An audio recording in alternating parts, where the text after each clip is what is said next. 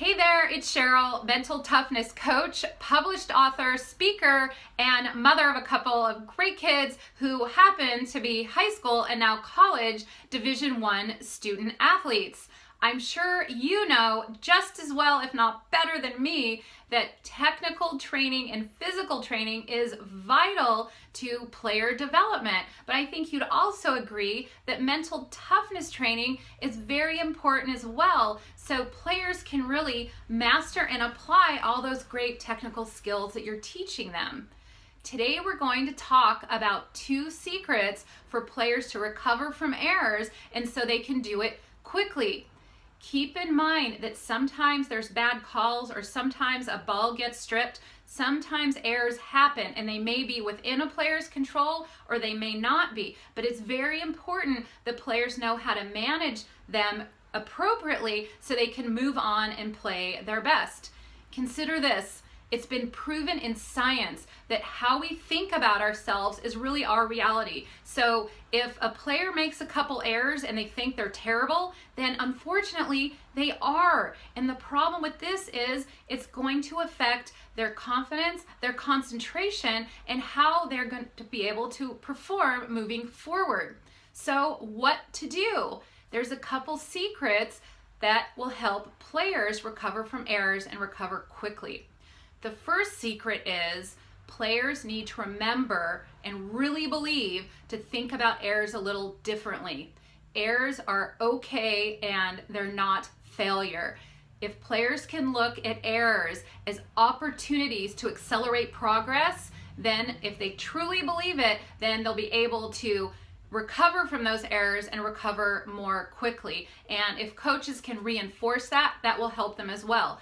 Keep in mind, they may have to be actors or actresses for a while, because after errors for a while, they're still gonna believe, they're still gonna be disappointed, they still may be frustrated or think they're not so great. But if they can hear it over and over and they can repeat it over and over to themselves that errors are okay and that they're not failure, then they can really think about them differently and be able to recover more quickly. So just to recap, players need to think about errors as opportunities to get better rather than failure.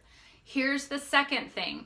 The second thing is they need to change their trigger surrounding errors. So what triggers are reactions to things that happen. So sometimes when an error happens, a player might be very disappointed or frustrated with themselves. Keep in mind, I have worked with so many teens and teams over the years, and I have asked them over and over, when you make an error, especially one when you're in a high pressure situation and it's an error that you don't think you should have made, what do you say to yourself? And the number one thing that they say is, I suck. And so going back to the first topic that we talked about, if they think that I suck, then unfortunately they do, because it's their reality. And again, if they can just change the way they think about errors, then that is really going to help them. But they also need to change this trigger, because right now they make an error and the trigger is I suck. So that's not great, or they might be disappointed, and that's not going to be helpful when it comes to them playing their best.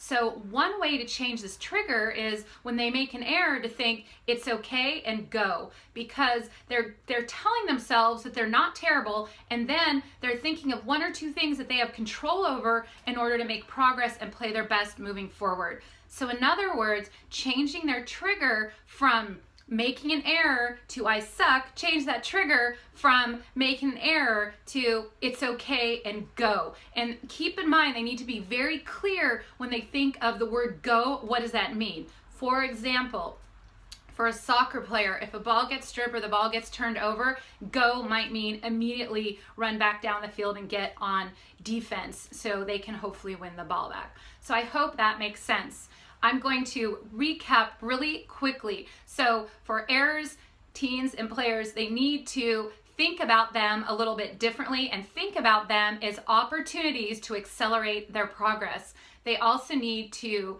change their triggers, and their trigger needs to be an error and immediately think it's okay and go.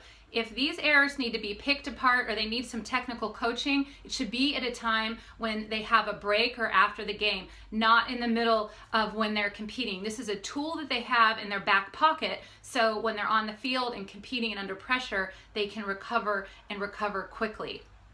If you found these tips excuse me, helpful, I encourage you to share on Facebook, share with your team, and also pass along to other coaches if you think they might find it helpful too. Please keep in mind, I'm glad to help your players or your coaches any way I can. I do one-on-one coaching with teens, I do coaches trainings, and I also have an online course that is a way that your players can learn mental toughness without you having to teach it to them. Please don't hesitate to reach out to me. Again, I'm glad to help any way I can, and I'm also glad to set up a 15-minute complimentary call so we can talk about how I might be able to serve your team. Thanks so much. I look forward to seeing you next time.